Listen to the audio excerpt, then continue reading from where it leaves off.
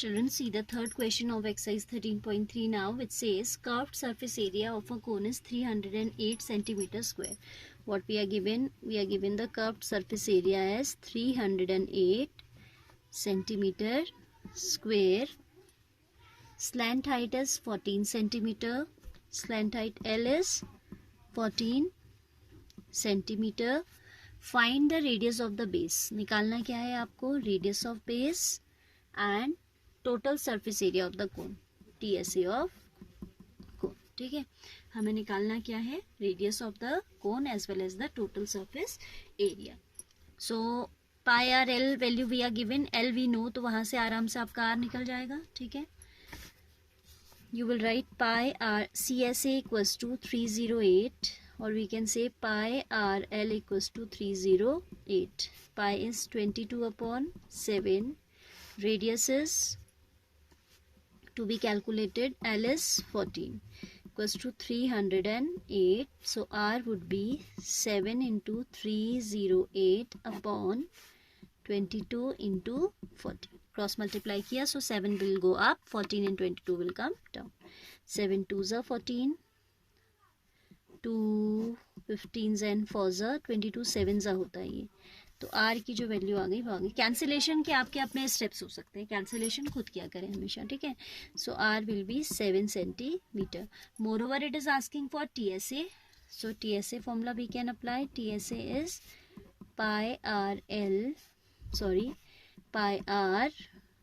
L plus R. This is the formula for TSA. We know all these values. Pi is 22/7 into 7 into L is 14 plus R is 7. These two will get cancelled. 22 into 21. You can multiply this to obtain the answer. ठीक है, multiply कर लीजिएगा. 21 2 होता है आपका 42. खुद कीजिएगा multiply. Now see the fourth question. What is it saying? It is saying conical tent is 10 meter high. High कह रहे हैं, हाँ, तो आपको height दिया हुआ है, vertical height दिया हुआ है. And radius of the base is 24. We have to find out slant height of the tent and second part फिर बात करते हैं. Conical tent is there. Suppose this is the conical tent whose height is 10 and radius of base is 24. This radius of base is 24 and height, वैसे height कम दिखनी चाहिए थी figure में. It's okay, but 10 centimetre.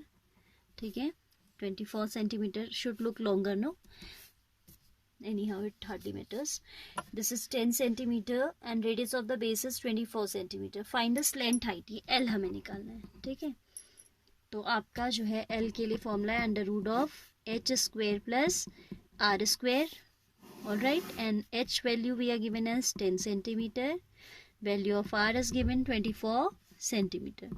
So it will be √10 square plus 24 square. This is √100 plus 576. Squares याद रखें, मैंने आपको पहले भी बोला था.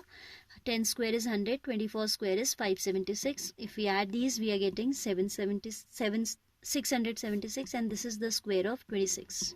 So जो slant height आपका आया वो आ गया 26 सेंटीमीटर. ठीक है, स्क्वायर रूट निकालना भी आना चाहिए, बट ऐसे छोटे छोटे नंबर्स के तो आपको बाय हार्ट लर्न होने चाहिए. And you should know the method of finding square root. ठीक है, डिवीजन मेथड ज़्यादा आपके काम आता है और प्राइम फैक्टराइजेशन तो आपको आता ही है छोटी क्लासेस से. Here we use generally the division method because that is useful for non perfect square numbers also. आपका जो प्राइम फैक्टराइजेशन होता है उससे आपका डेसिमल्स में नहीं निकल पाता ना, but for division method, with the help of division method we can find out square root of non perfect square numbers using decimals. ठीक है, स्लैंट हाइट निकल गई. Second part is asking cost of canvas required to make the tent if cost of 1 metre square canvas is 70. Cost of 1 metre square canvas is, अच्छा ये बात भी आपको common, ये तो कॉमन सेंस वाली बात है कि ये टेंट है तो obviously it will be without a base. इसका बेस नहीं होगा ना, टेंट में बेस का क्या काम, केवल ये होगा कर्व्ड सरफेस. तो अंडरस्टूड है कि आपको CSA ही निकालना है. ठीक है, अब क्या कहता है वो, cost of canvas required to make the tent. तो पहले तो कॉस्ट की बात तो तब होगी, सेकेंड पार्ट में पूछ रहा है cost of canvas required to make the tent.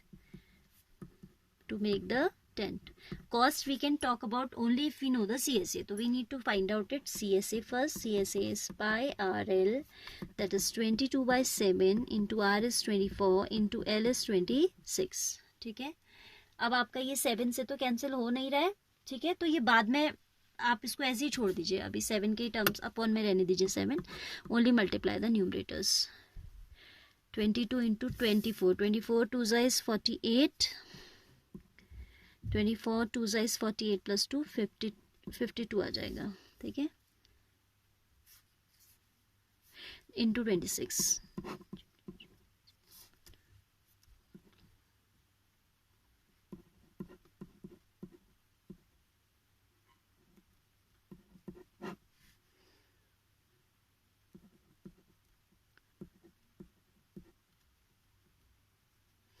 One 13728 metre square.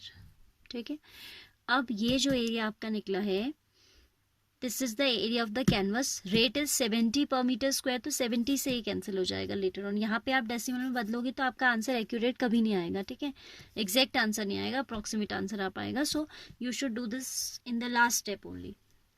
Now we'll write cost of canvas equals to rate into area. Rate is 70 into 13728 upon 7, 10 times, so it will be 137,280. Last में आप एक answer statement लिखोगे. So rupees 1,37,280 is the cost of canvas required to make the tent. बड़ा expensive है भाई ये tent, ठीक है, बट क्योंकि ह्यूज भी है ना, रेडियस आपका बहुत ज़्यादा है, हाइट ज़्यादा है, तो ऑब्वियसली मटेरियल तो ज़्यादा लगेगा ही लगेगा. That is not our matter of concern. आपका जो यहाँ पे काम है वो आपने ये ऑब्जर्व करना है कि क्या गिवन है, क्या पूछा है, calculation should be good, these squares and all, if you know that saves your time. Otherwise it जैसे क्वेश्चन हमारा 5 मिनट विद इन 5 मिनट्स हो जा रहा है, अगर आपको ये सब चीज़ें मेंटली नहीं पता होंगी तो 7-8 मिनट्स लग जाते हैं, एंड दैट 7 तो लग ही जाते हैं, डिफरेंस आता है. एंड देन कभी कभी क्या होता है कि बच्चा टाइमली पेपर सॉल्व नहीं कर पाता है, तो you should be able to do quick calculations, and that will happen only if you are doing regular practice. आप बार बार रिटन प्रैक्टिस, ये नहीं कि आपने वीडियो प्ले किया और बस घर वालों को बोल दिया कि भाई हमने पढ़ लिया. That's not the way. You should do written practice, then only your calculation will improve and you will be having a good speed. All right.